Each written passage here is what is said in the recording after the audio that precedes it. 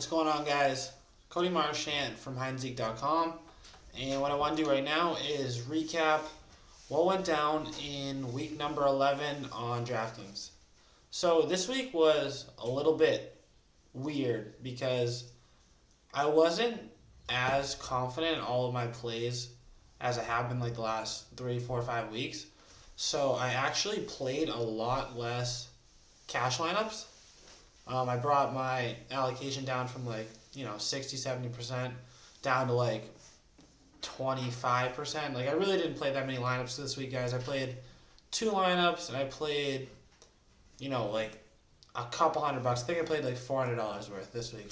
And it kind of showed in the results because my process, in my lineup for this week, guys, I had a lot of the right players. I talked about the right guys. I was there with a lot of the people. It's just that, I didn't put it together the right way. I had some things that I missed, Alshon Jeffrey I felt weird about, but I played him.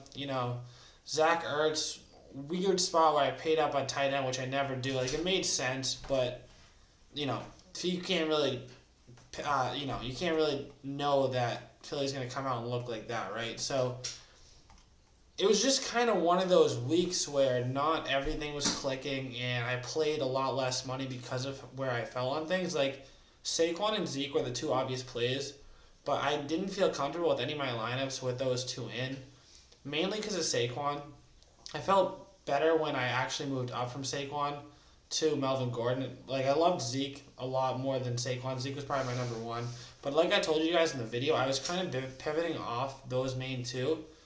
And I think that's a big reason why my lineup suffered because of it. I was so high on Michael Thomas this week because the matchup looked so great and I thought it was going to be a slugfest. But when it was this one-sided, Michael Thomas was fine, 4 for 92 and a touchdown. 19.2 points didn't kill me. But at 8,800, it was really Michael Thomas or Zeke.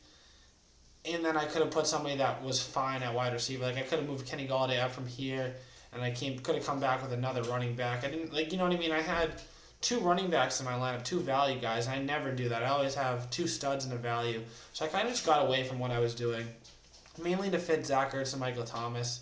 And when they combine for such a high percentage of my salary, and they combine for 22 points, it's not going to be a great week. Put up 143, which shouldn't kill me, but it did this week just because Saquon and Zeke were such chalk. So, that's kind of what happened. I had Drew Brees, which was fine. It was a great pick. I decided that I wanted to pay up. I wanted to get as many guys from this game as possible. I thought it was going to be a better game, honestly. That's really what it comes down to. I thought, Philly's going to put up 40. I mean, New Orleans going to put up 40. I thought Philly was going to be fine at 30, 35. But it just didn't pan out that way. So, as you can tell, I had Drew Brees, Alshon, Michael Thomas, Zach Ertz, and marking them all from that game. My Saints did fine, but running it back with Alshon and Zach Ertz just killed me. Some things came up in the end of the week, which really led me towards more, Alex Collins looked like the guy, which it was the right process, right? You saw what the Ravens did running the ball, but who could have guessed that Gus Edwards was going to come in and, go for 100-plus yards and touchdown. So I didn't hate the process. I liked Adam Humphries again this week. I loved Zach Ertz, which that really hurt. I loved Kenny Golladay with no Marvin Jones. I don't hate my process. I don't hate my lineup. It just the results weren't there this week, guys. I think that I messed up with not paying up for Zeke and Saquon, and that's pretty much what the difference was. Marking was one of my favorite plays of the week. Kenny Golladay was one of my favorite plays of the week. Drew Brees was one of my favorite plays of the week.